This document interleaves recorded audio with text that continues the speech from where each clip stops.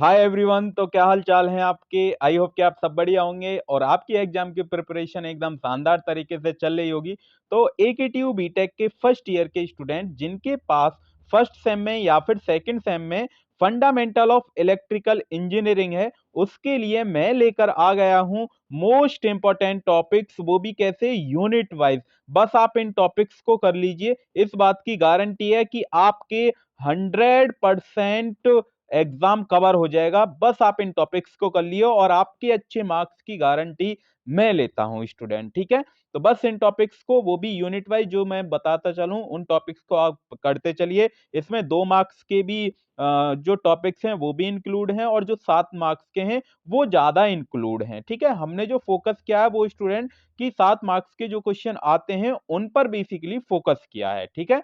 तो चलिए स्टार्ट करते हैं इस प्यारी सी वीडियो को। Yes, my name is Ankush Kumar and this is your beautiful सा चैनल बीटेक पॉली बाई एके। तो जो स्टूडेंट बीटेक के फर्स्ट ईयर के स्टूडेंट हैं जिनके पास इलेक्ट्रिकल इंजीनियरिंग है और सब्जेक्ट कोई स्टूडेंट ये है, तो मोस्ट इंपॉर्टेंट टॉपिक्स वो भी यूनिट वाइज 100% आपका एग्जाम कवर हो जाएगा और इलेक्ट्रिकल इंजीनियरिंग में कोई भी बैक नहीं आएगी, इस बात की अंकुश सर गारंटी लेते हैं। बस आप इन टॉपिक्स को कर लो, पास के साथ साथ 50+ मार्क्स कहीं नहीं जाएंगे आपके, ये अंकुश सर का प्रॉमिस है। तो चलिए पहली यूनिट हम देखते हैं। जैसा आप पहली यूनिट देखेंगे तो पहली यूनिट का नेम स्टूडेंट है डीसी सर्किट। अब डीसी सर्किट में कौन कौन से मोस्ट इंपॉर्टेंट टॉपिक्स हैं, तो सबसे पहले ये 2 मार्क्स के लिए है आइडियल वोल्टेज और करंट सोर्स, ये 2 मार्क्स में पूछा जाता है स्टूडेंट। ऐसे ही यूनिलेटरल एंड बाइलेटरल एलिमेंट क्या होती है, इसकी डेफिनेशन 2 मार्क्स में आती है। यदि इनका डिफरेंस आया तब भी 2 मार्क्स में ही पूछा जाएगा।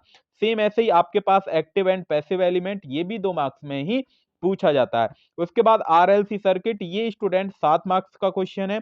उसके बाद किर्चॉफ लॉ, यहां से किर्चॉफ लॉ की स्टेटमेंट की किर्चॉफ लॉ क्या होता है और उससे बहुत सारे न्यूमेरिकल यहां पर आते हैं, मतलब बहुत सारे सेक्शन बी में आपको न्यूमेरिकल मिलेगा और सेक्शन सी में आपको किर्चॉफ लॉ से न्यूमेरिकल मिलता ही मिलता है, ठीक है स्टूडेंट।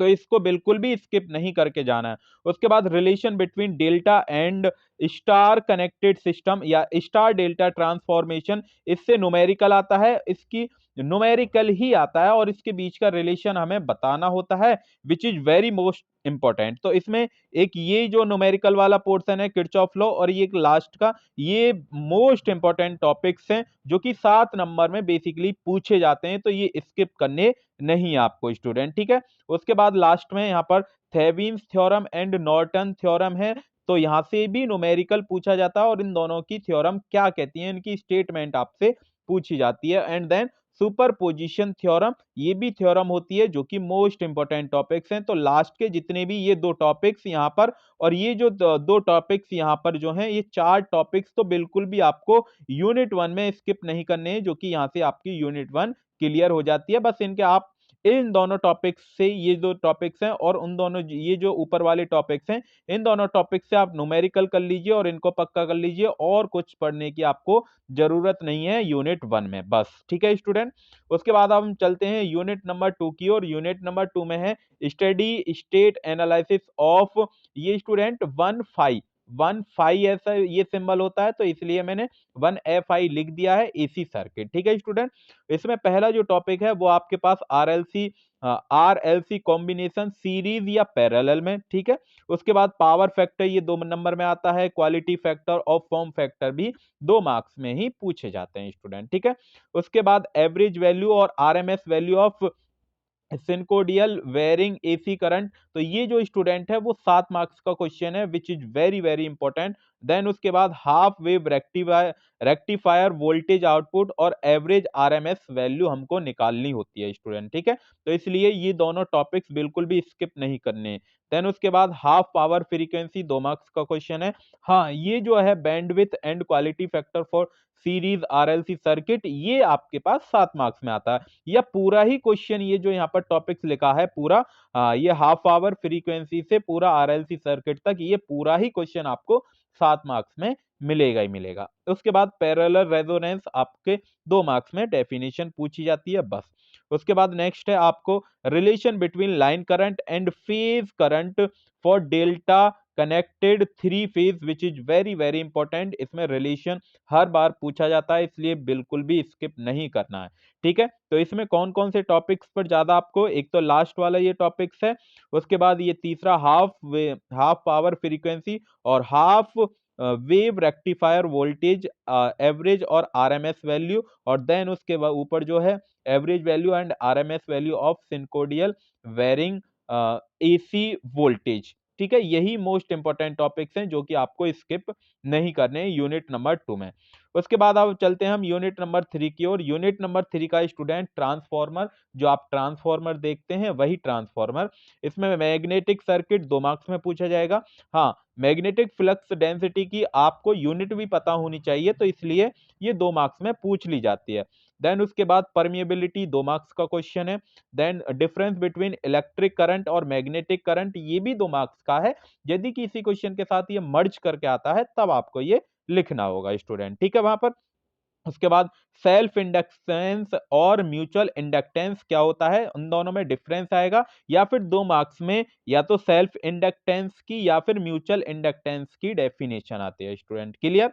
उसके बाद नेक्स्ट है difference between ideal and practical transformer which is very very important है। 2 मार्क्स में ही पूछा जाएगा, यदि 7 मार्क्स में आता है तो एक क्वेश्चन और मर्ज कर दिया जाएगा स्टूडेंट। ठीक है, उसके बाद है principle of operation of single phase transformer, very very important है, बिल्कुल भी छोड़नी नहीं है। उसके बाद various types of losses occur in transformer, जो कि मोस्ट इंपॉर्टेंट है। तो ये लास्ट के जो 2 टॉपिक्स हैं ये इसमें बिल्कुल भी स्किप नहीं करने हैं, बाकी के ये 2 2 मार्क्स के ही क्वेश्चन है। इन्हें आप चाहें तो एक बार रिवीजन करके छोड़ सकते हैं। ठीक है स्टूडेंट, एग्जाम टाइम में। उसके बाद नेक्स्ट है आपके ईएमएफ इक्वेशन ऑफ ट्रांसफॉर्मर, जो कि 7 मार्क्स का क्वेश्चन है, और वोल्टेज रेगुलेशन ये 2 मार्क्स का क्वेश्चन है। ठीक है स्टूडेंट, तो यहाँ पे ये जो 3 टॉपिक्स हो गए जो कि यूनिट नंबर 3 में वेरी वेरी इंपॉर्टेंट है। उसके बाद अब चलते हैं हम unit number 4। Unit number 4 which is very large unit, क्योंकि इसमें बहुत ज्यादा ही क्वेश्चन यहाँ से आते हैं। तो ये इसके आप बोलेंगे सर इसमें आपने ही पूरी यूनिट लिख दी, क्या इंपॉर्टेंट टॉपिक्स हैं वो हम अभी बताएंगे कि किन किन पर आपको ज्यादा फोकस करना है। ठीक है स्टूडेंट, यूनिट नंबर 4 का इलेक्ट्रिकल मशीन नाम है।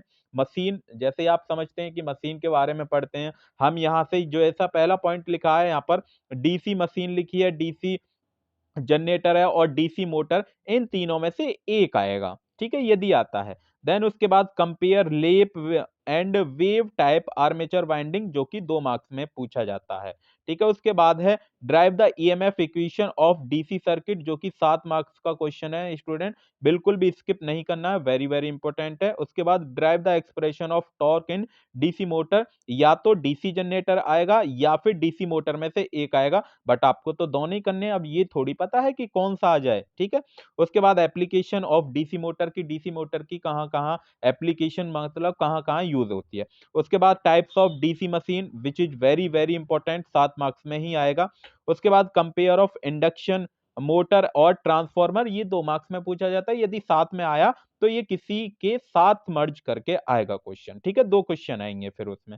उसके बाद torque slip characteristics of 3 phase induction motor which is very most important topic, जो कि अकेला ही 7 मार्क्स का क्वेश्चन है।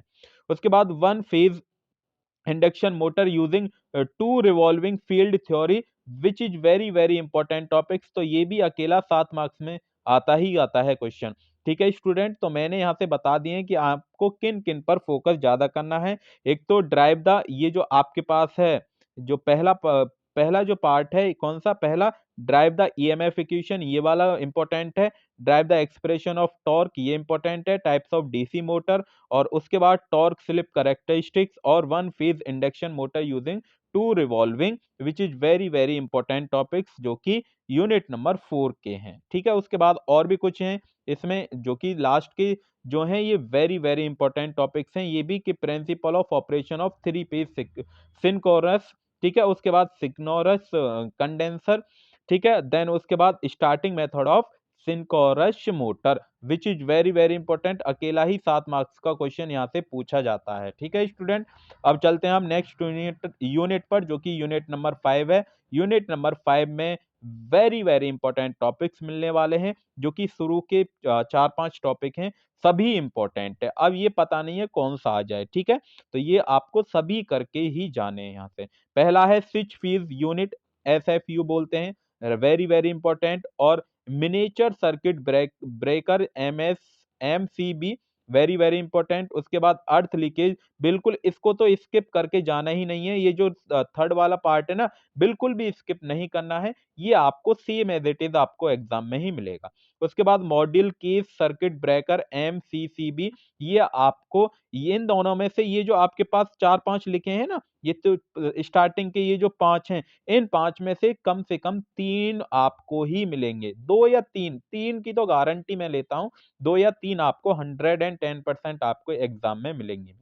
उसके बाद लाइट प्रोटेक्शन सिस्टम, इसको चाहे आप स्किप कर सकते हैं, बट 7 मार्क्स का ही क्वेश्चन है ये। उसके बाद different types of batteries and cable, यहाँ पर वेरी वेरी इंपॉर्टेंट है, ठीक है? डिफरेंट टाइप्स ऑफ बैटरीज और केबल, डिफरेंट टाइप की ही केबल होती हैं। उसके बाद different types of wire which is very very important, ये भी 7 मार्क्स का है और ये भी 7 मार्क्स का है। तो दोनों ही ये क्वेश्चन यहाँ पर 7 मार्क्स के होते हैं स्टूडेंट, ठीक है? ठीक है, अब हमने इसके भी कुछ नेक्स्ट और टॉपिक्स हैं, तो उनको देखते हैं वो क्या हैं। कि यहाँ पर characteristics of battery which is very very important, और उसके बाद बैकअप बैटरी और लीड एसिड बैटरी, इन तीनों में से इस वाले को आप कर लीजिए, बिल्कुल भी स्किप नहीं करना है। और इसको चाहे तो आप लीड एसिड बैटरी को स्किप कर सकते हैं, ठीक है स्टूडेंट? तो ये कुछ इंपॉर्टेंट टॉपिक्स थे यूनिट वाइज इलेक्ट्रिकल इंजीनियरिंग के। ये आपका चैनल है बीटेक पॉली बाई AK। यदि आपने हमारे चैनल को अभी तक सब्सक्राइब नहीं किया है, तो सब्सक्राइब मत भूलिएगा। लाइक वीडियो नहीं किए तो लाइक कीजिए। यदि और किसी सब्जेक्ट की वीडियो आप चाहते हैं, इंपॉर्टेंट टॉपिक्स चाहते हैं, या इंपॉर्टेंट क्वेश्चन चाहते हैं, या फिर वन शॉट चाहते हैं, तो आप हमें कमेंट बॉक्स में बता सकते हैं। और अपने दोस्तों के साथ शेयर करना मत भूलिएगा, ठीक है स्टूडेंट? तो आज की क्लास में इतना ही। तब तक के लिए आप पढ़ाई करते रहिए, अपनी एग्जाम की प्रिपरेशन एकदम शानदार तरीके से करते रहिए। तो मिलते हैं फिर एक नेक्स्ट वीडियो में एक प्यारे से टॉपिक के साथ। Thank you.